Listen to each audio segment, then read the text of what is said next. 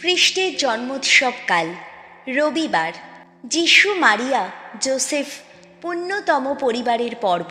প্রথম পাঠ আদি পুস্তক 15 অধ্যায় পদ সংখ্যা 1 থেকে 6 এবং 21 অধ্যায় 1 থেকে 3। একদিন এক দিব্য দর্শনে আব্রাহামের প্রতি উচ্চারিত হল ভগবানের এই বাণী, আব্রাহাম, কোনো চিন্তা করো না তুমি, আমি নিজেই যে তোমার রক্ষা ফলক। একদিন সুমহান এক পুরস্কার পাবেই তুমি। কিন্তু আব্রাহাম উত্তর দিলেন, হে প্রভু ভগবান, কী বা দেবে আমায়? আমি তো নিঃসন্তান অবস্থাতেই দিন কাটাচ্ছি। দামেশেকের ছেলে এলিয়েজের, এখন সেই তো আমার সমস্ত সম্পত্তির উত্তরাধিকারী।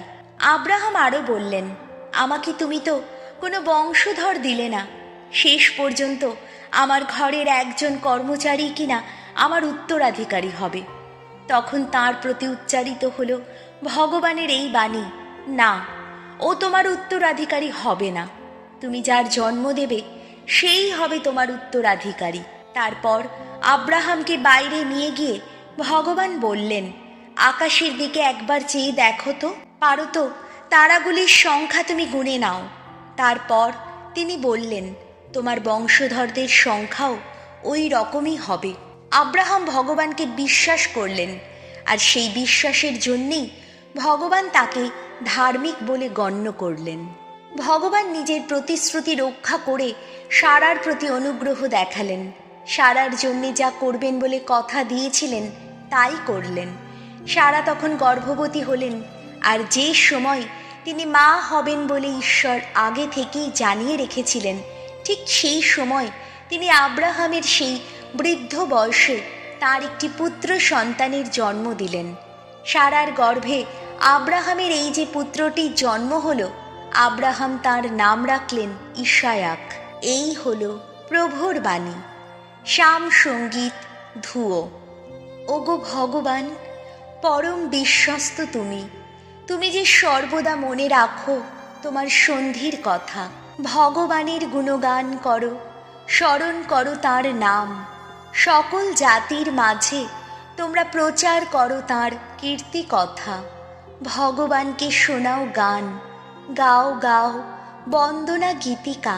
বলো শতবার তার অপরূপ কর্ম কাহিনী। ধুয়ো। ওগো ভগবান, পরম বিশ্বস্ত তুমি, তুমি যে সর্বদা মনে রাখো তোমার সন্ধির কথা। তার পুণ্য নাম নিয়ে গৌরব করো ভগবানের অন্বেষী যারা, উল্লসিত হোক তাদের অন্তর। ভগবান যিনি, শক্তির আধার যিনি, করো তোমরা তার অন্বেষণ। তার শ্রীমুখের নিরন্তর করো অন্বেষণ। ধুয়ো। ওগো ভগবান, পরম বিশ্বস্ত তুমি, তুমি যে সর্বদা মনে রাখো তোমার সন্ধির কথা। ভুলে যেও না তার অপরূপ শত কীর্তির কথা, তার অলৌকিক যত কাজ, তার যত বিচার উক্তি। তার সেবক আব্রাহামেরই বংশধর তোমরা সবাই। তোমরা তো জাকবেরই সন্তান, স্বয়ং ভগবানের মনোনীত জন। ধুয়ো। ওগো ভগবান, পরম বিশ্বস্ত তুমি, তুমি যে সর্বদা মনে রাখো তোমার সন্ধির কথা। ভগবান সর্বদাই মনে রাখেন তার সেই সন্ধির কথা। সহস্র প্রজন্মের উদ্দেশ্যে বিঘোষিত তার সেই অঙ্গীকার। আব্রাহামের সঙ্গে সম্পাদিত তার সেই সন্ধির কথা। ইসায়াকের প্রতি উচ্চারিত তার সেই শপথের কথা। ধুয়ো। ওগো ভগবান, পরম বিশ্বস্ত তুমি, তুমি যে সর্বদা মনে রাখো তোমার সন্ধির কথা। দ্বিতীয় পাঠ হিব্রুদের কাছে ধর্মপত্র 11 অধ্যায় পদ সংখ্যা 8, 11 থেকে 12 এবং 17 থেকে 19। প্রিয়জনেরা, ঈশ্বরের বিশ্বাস ছিল বলেই আব্রাহাম ঐশ্য আহ্বানের প্রতি আনুগত্য দেখিয়ে সেই দেশে যাত্রা করেছিলেন, যে দেশ তার নিজের দেশ হবার কথা ছিল। সেদিন কোথায় যাচ্ছেন সে কথা না জেনেই যাত্রা করেছিলেন তিনি। তেমনিভাবে ঈশ্বরে বিশ্বাস ছিল বলেই সারা নিজে মা হবার বয়স পার হয়েও গর্ভ ধারণ করতে পেরেছিলেন, কেননা যিনি প্রতিশ্রুতি দিয়েছিলেন তাকে তিনি যে বিশ্বস্ত বলেই মনে করেছিলেন।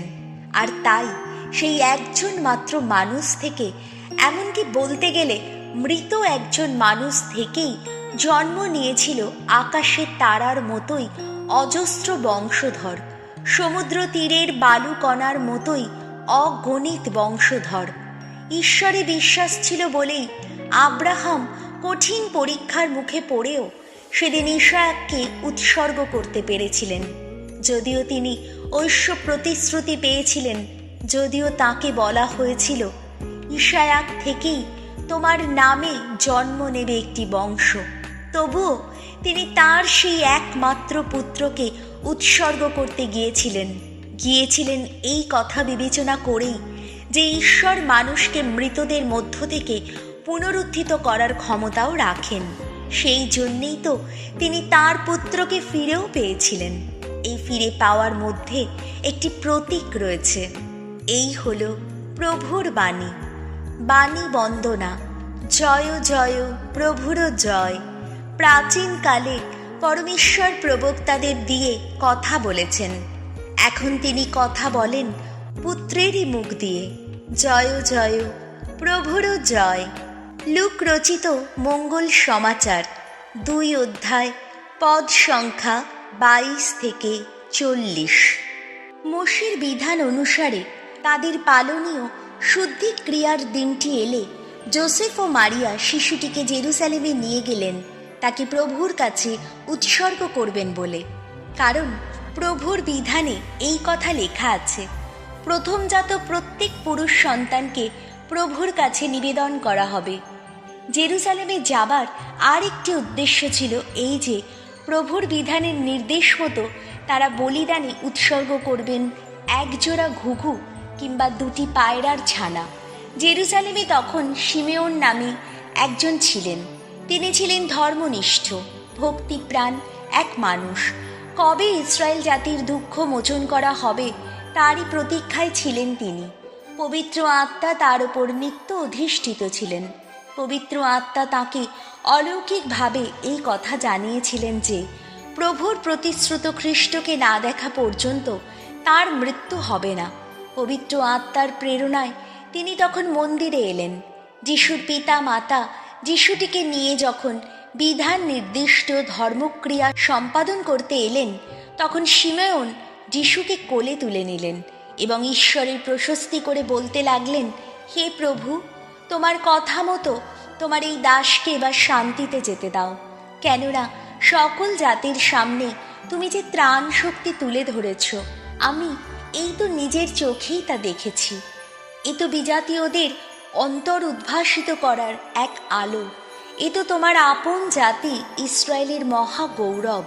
শিশুটির সম্বন্ধে এইসব কথা শুনে তার পিতামাতা অবাক হলেন। শিমেওন তাদের আশীর্বাদ করলেন। তারপর শিশুটির জননী মারিয়াকে তিনি বললেন, এই যে শিশু, এ একদিন হবে ইসরায়েল জাতির মধ্যে অনেকেরই পতনের কারণ, আবার অনেকের উত্থানেরও কারণ।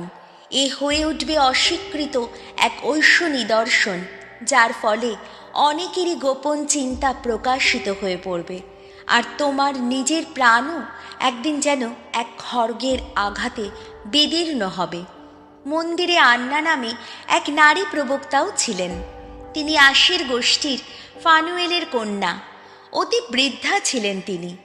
বিয়ের পর 7 বছর স্বামীর ঘর করে তিনি বিধবা হয়েছিলেন। এখন তার বয়স হয়েছে 84 বছর। তিনি কখনো মন্দিরের বাইরে যান না। দিন রাত ঈশ্বরের সেবা করেন উপবাসী আর প্রার্থনায়। তিনি ঠিক এই সময় সেখানে উপস্থিত হয়ে ঈশ্বরের স্তুতিতে মুখর হয়ে উঠলেন এবং যারা জেরুজালেমের মুক্তির প্রতীক্ষায় ছিল তাদের সকলকেই তিনি শিশুটির কথা বলতে লাগলেন। প্রভুর বিধানে নির্দিষ্ট সমস্ত ক্রিয়াকর্ম সমাধা করে যোসেফ ও মারিয়া ফিরে গেলেন গালিলিয়ায়, তাদের আপন শহর নাজারেথে। আর শিশুটি বড় হতে লাগলো। তার দেহে এলো শক্তি, অন্তরে এলো জ্ঞানের পূর্ণতা। ঈশ্বরের অনুগ্রহ তার উপর নিত্য অধিষ্ঠিত ছিল। এই হল প্রভু যিশুর মঙ্গল সমাচার।